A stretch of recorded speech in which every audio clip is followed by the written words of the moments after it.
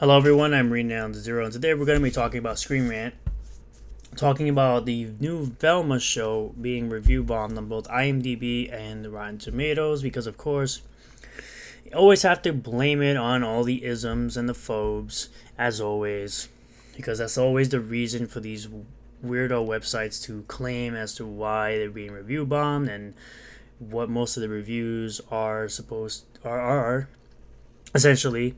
But it's most likely just a bunch of people who say the show sucks because the show sucks. I've seen clips of this show. It completely, absolutely sucks. They try so hard to make Fred the bumbling, fumbling dummy in the show because he's the straight white male. As a lot of these shows and movies try to do, always make the straight white males look like total idiots, total fools. They did the same thing with the Super Mario Brothers movie trailer, where they made Mario look like a bumbling, fumbling fool, while Peach could do everything. But it's just a normal trend for these type of shows. They talk about Rings of Power doing with the set that they did the set. We did the same thing, or reviewers did the same thing with the Rings of Power when it came to diversity and race swaps and whatnot. So we'll just read through this article and I'll give you my thoughts. Scooby-Doo spin-off Velma Show review bombed on IMDb and Rotten Tomatoes. Velma, a Scooby-Doo animated spin-off show, is being brutally review bombed on both IMDb and Rotten Tomatoes in the wake of its release. Because the show sucks. Once again, the show sucks. Scooby-Doo spin-off Velma faces a massive review bombing campaign on Rotten Tomatoes and IMDb. They act like critics have never positively review bombed a show or movie ever in their life, and of course Screenrant is one of the worst websites ever created. Set before the Scooby-Doo gang started traveling the world to solve supernatural mysteries. Still don't know why it's a Scooby-Doo show with no Scooby-Doo. Should have just called it something else.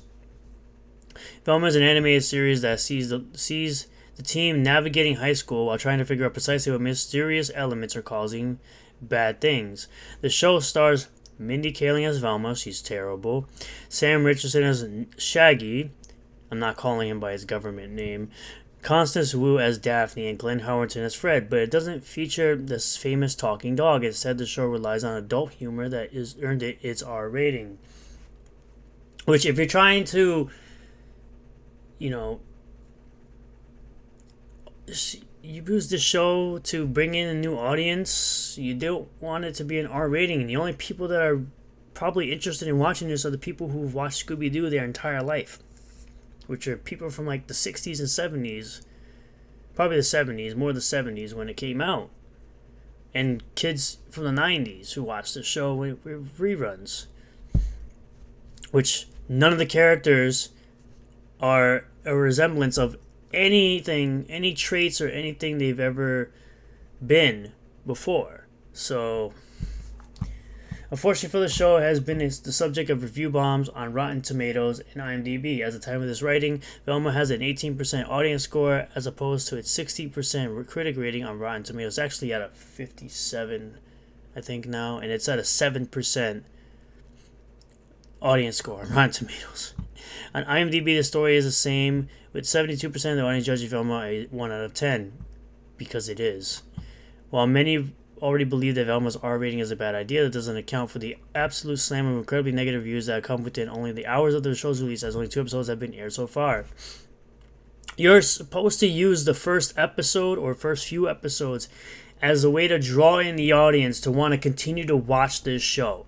If you cannot manage to bring in the audience within the first couple of episodes, of course everyone's going to say it sucks.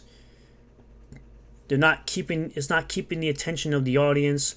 It's not resonating with the audience, which, like I said, is probably people who've watched it, Scooby-Doo, in the 70s and probably the 90s with reruns. So I don't know who is this show for. Most of the Scooby-Doo shows have been terrible anyway. Velma features race-blind casting that sees Daphne, Velma, and Shaggy, played by actors who are respectively South Asian, Asian, and Black. Who really cares? It wouldn't be the first time a diverse production has been review bombed due to its diversity. Diversity for diversity's sake, not diversity of thought. And it will unfortunately not be the last. While Velma is relatively smaller in scope, Rings of Power was a review bomb to the point that Amazon had to suspend reviews to determine which reviewers were being genuine about their opinions or if they were spewing hate for the sake of it. Most likely, people were not spewing hate for the sake of it. They were spewing their opinions based on the terrible race swaps, the terrible breaking of lore, the terribleness of not following canon, and not being true to Tolkien's work. Which, once again, I've said in a previous video, it got beat out by House of the Dragon in viewers on the Nielsen charts.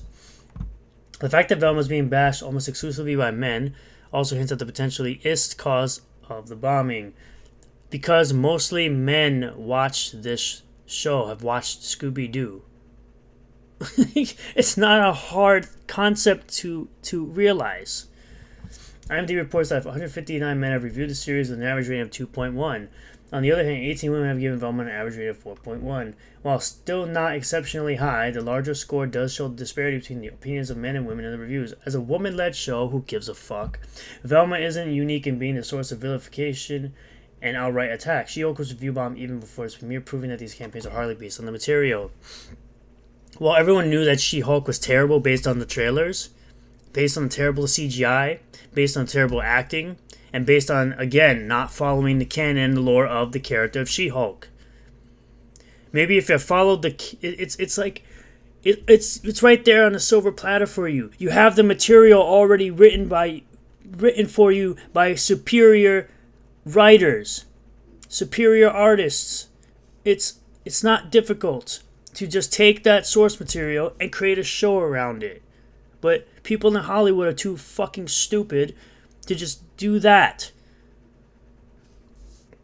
It's the same thing I say about video game movies. Sonic did something right by taking source material and put it in the movie. They even gave comics out during the premiere to give, I guess, a synopsis or a prequel of sorts to what they were going to watch on the screen,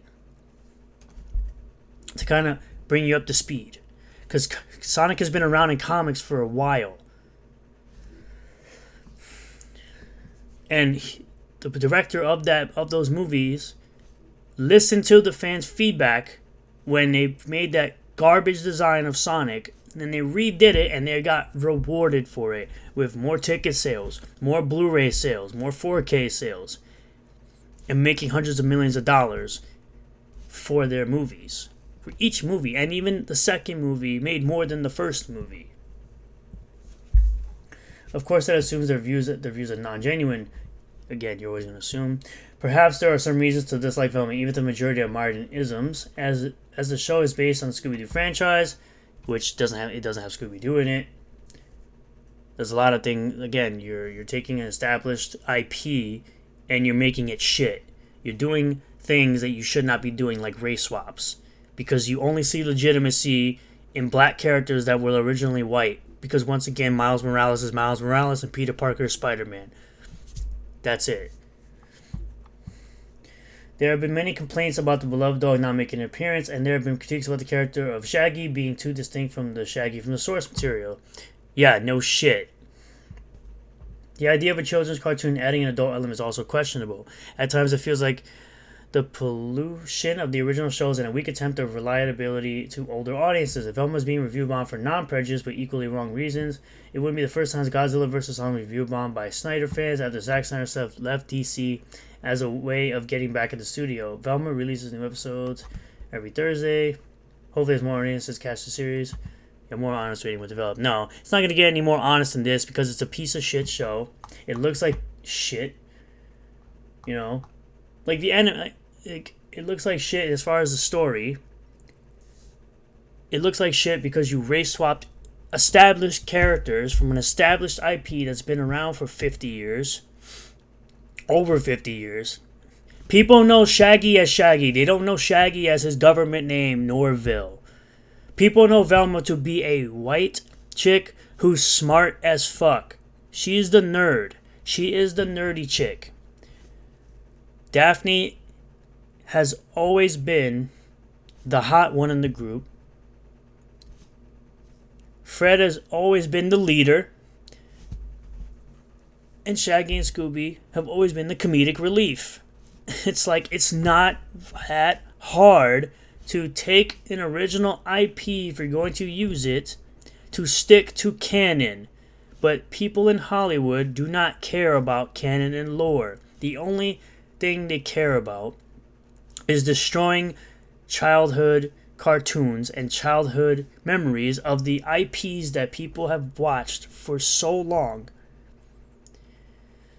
and always want to push a BS agenda into literally everything. They can't just make their own garbage shows. They can't make their own garbage movies because nobody would watch them. That's why they take established IPs and they use them to make their shitty agendas. Because they know at the end of the day, nobody would watch their garbage. But that's going to be my video for today. Thank you all for checking it out. Make sure you hit that subscribe button if you'd be so kind as to do so. If you did like the video, consider subscribing. I'd really appreciate it. Comment below what your feelings about all this are. Hit the bell for notifications. That way you get notifications every time I post a new video. And I'll see you all in the next one. Peace.